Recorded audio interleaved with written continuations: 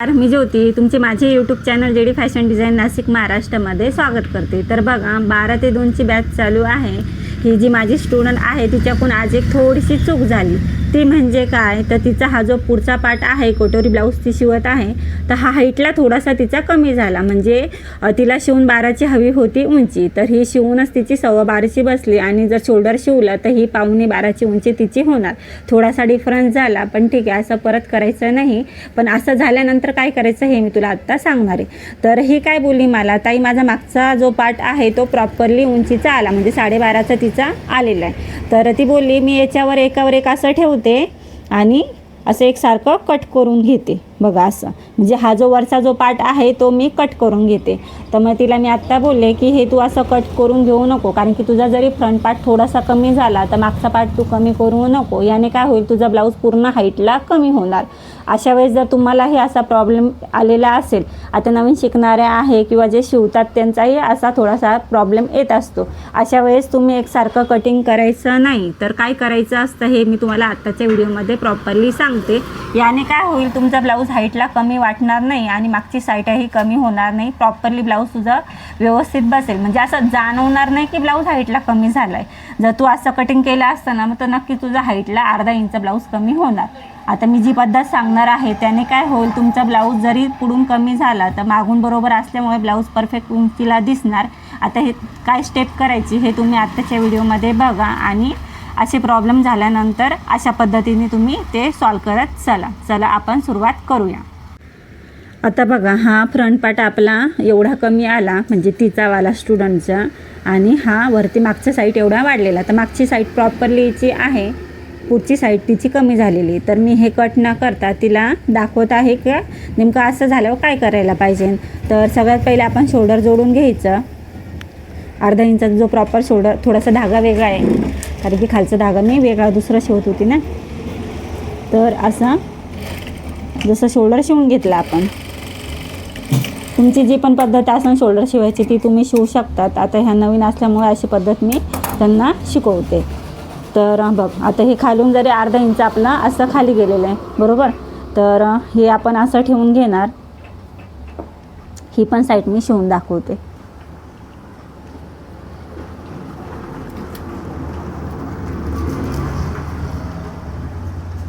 आता हिला असा प्रश्न पडला की ताई पुढचा पार्ट माझा मी तर कटिंग बरोबर केली आणि पुढचा पार्ट माझा का छोटा आला।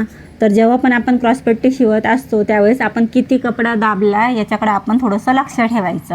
म्हणजे प्रॉपरली पाव इंचच आपल्याला क्रॉसपट्टीची वरची साईड आणि खालची साईड ही शिवायची असते। आणि दुसरं म्हणजे काय, असं तुमचं होऊ नये म्हणून काय करायचं, आपली जी क्रॉसपट्टी आहे म्हणजे पेपरवर आपण जेव्हा ड्रॉ करतो आणि अस्तरावर जेव्हा कटिंग करतो किंवा कपड्यावर, त्यावेळेस क्रॉसपट्टी हा पाव इंच, म्हणजे ही जी साईड आहे ना बघ ही खालची, ती थोडीशी एक बोट तरी म्हणजे पाव इंच ते अर्धा इंच ही क्रॉसपट्टी खालून आपल्याला जास्तीची कट करायची असते। आणि शिवताना आपण हाईट चेक करून घ्यायची आणि त्यानंतर मग आपण त्यानुसार खालची जी शिलाई गोल गोल करून मारतो ना ती शिलाई मारायची असते। तर तुम्हालाही समजलं असेल की पुढचा पार्ट हा कटोरीचा म्हणा फोर्टक्सचा म्हणा का कमी होत असतो। सगळ्यात पहिले क्रॉसपट्टी आपण पेपर कटिंग झाल्यानंतर अर्धा इंच ही मेन फॅब्रिकवर वाढवायची असते, आलं लक्षात। आणि शिवताना पावच इंच, म्हणजे ह्या साईडने पण थोडाच कपडा दाबायचा आणि खालच्या साईडने पण थोडाच कपडा दाबायचा। आणि वरची साईड शिवून झाल्यानंतर खालची जी पट्टा आहे एकदा हाईट चेक करून घ्यायची आणि किती आपला कपडा उरलेला आहे त्यानुसार आपण ही खालची जी साईड आहे ती फोल्ड करून शिवायची असते। समजलं तुला? हो ओके। आता झालं आहे, आपण उसवण्यापेक्षा काय स्टेप करायची ते बघूया। आता मी अर्धा इंचाचा हा फोल्ड शिवून घेतला शोल्डर। असं एकावर एक आपण आता मोंढ्याचा शेप देत असतो।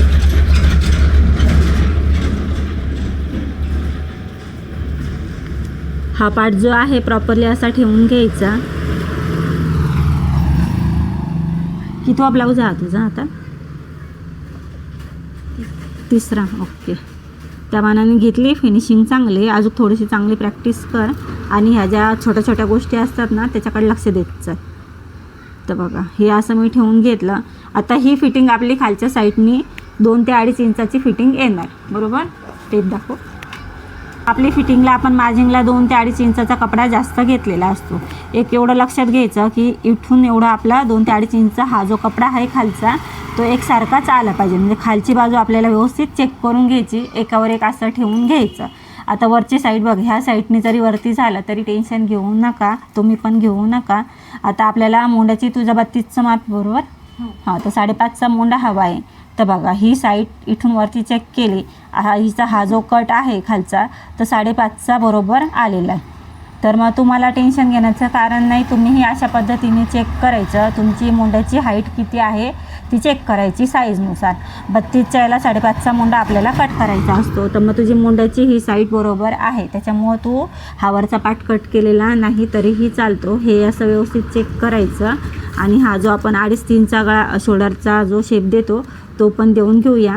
2.5 आणि 3 म्हणजे 2.5वर तू शिवणार बाही आणि 3वर कटिंग करणार. म्हणजे हा एक्स्ट्राचा जो कपडा आहे तो व्यवस्थित तुझा कट होणार. तर हा शेप मी आता पुन्हा हिला देऊन घेते. बघ असं, हे पण व्यवस्थित असं पाहणार. तर हा मोंड्याचा शेप पण आपला असा प्रॉपरली आपण ड्रॉ करून घ्यायचा आणि मग तो कट करायचा.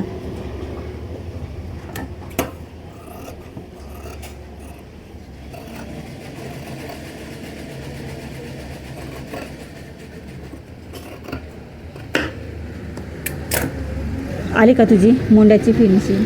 आणि हाईटला तू जर केला असता ना तर मागचा पण कमी झाला असता. म्हणजे प्रॉपरली तुझा हाईट ब्लाऊजला 1/2 इंच नक्की कमी झाला असता आणि मागून पण तो वरती गेला असता. आता याच्यात काय होणार, मागचा जो पार्ट आहे प्रॉपरली आहे पुढचा, म्हणजे हा थोडासा पुढे जरी आला तर तुझी हाईट अशी कमी जाणवणार नाही. योग्य जो आपला हाईट उंचीला पाहिजे होता तेवढा राहणार. हे बघ आता मी असं ठेवून घेतलं प्रॉपर 12ची उंची आहे.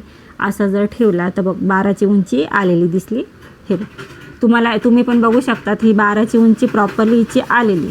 फक्त हा पार्ट थोडासा पुढे आला, पण ती जर मागचा कट केला असता तर हे सगळं फिनिशिंग तुझा खराब झाला असता. तुझा हाईट डायरेक्ट 11.5वर आली असती. झाला क्लिअर पॉईंट. आता हा प्रॉपरली तू शेप दे. मी आत्ता दाखवला यांना, फक्त मोंड्याचा शेप पण कसा कट करायचा ते लक्षात घे. आता याच्यामध्ये तुला काय शिकायला भेटलं की ही जी आपली क्रॉसपट्टी आहे पेपरवर कट झाल्यानंतर तरीही अस्तरावर किंवा मेन फॅब्रिकवर थोडीशी वाढवायची असते. तुम्ही पण जेव्हा पण ब्लाऊज कटिंग करतात किंवा कटोरी असो, फोल्टक्स असो, प्रिन्स कट असो, प्रिन्स कटला तर डबल प्रिन्स कटवाला असेल तरच क्रॉसपट्टी असते, त्याला क्रॉसपट्टी नसते. अशा वेळेस ही जी क्रॉसपट्टीची हाईट आहे 5 इंच थोडीशी वाढवूनच ठेवायची. ओके, आणि हाईटनुसार ही 5 इंच फोल्ड करायची. आलं. तुम्हाला ही व्हिडिओ समजलेला असेल, आवडलेला असेल, माझी सांगण्याची पद्धत आवडली असेल तर लाईक करा, शेअर करा, माझ्या चॅनलला फॉलो करा. माझे ऑफलाईन क्लासेस चालू आहे, तसेच मी ऑनलाईन क्लासेस पण घेणार आहे. या साऱ्या गोष्टी मी महत्त्वाच्या आहे प्रॉपरली मुलींना सांगते, समजावून सांगते. जर तुम्हालाही करायचं असेल ऑफलाईन ऑनलाईन क्लास तर माझ्या चॅनलला फॉलो करा, मला कॉन्टॅक्ट करा. थँक्यू. तर बघा मी हे कटिंग केला, याचाही शेप तिला मी सांगितला प्रॉपरली, पण तिला तरीही एक प्रश्न पडला. तर मी व्हिडिओ बंद केला, पुन्हा चालू केला. ती बोलली ताई हे 2.5 का घेतलं तुम्ही? तर 2.5 घेण्याचं कारण हे की आपला हा जो मार्जिंगचा कपडा आपण 2 इंच वाढवलेला असतो.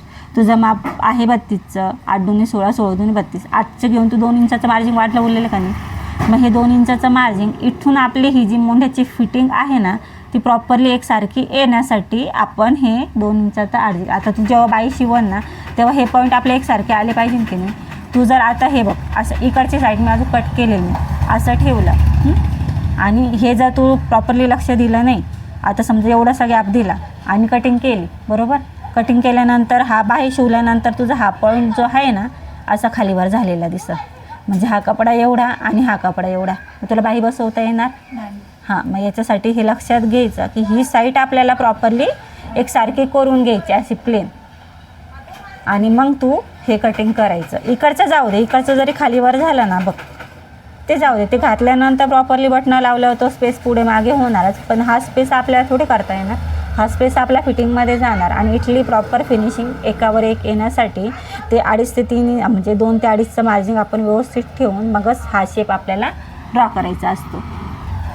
चला, थँक्यू व्हिडिओ बघितल्याबद्दल पुन्हा.